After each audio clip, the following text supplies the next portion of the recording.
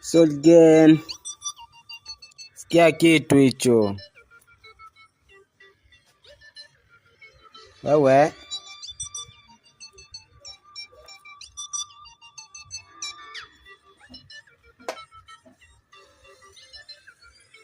Sina gea, naenda pole pole, taratibu wangu tanifanya niwe mbele.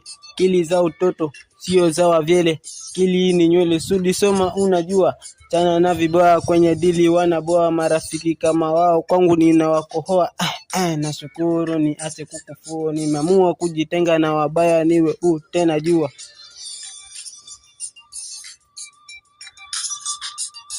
Tena jua. Nafsi rafiki, usimpe kiti, ukimpa kiti utakelia kijiti. Tena jua.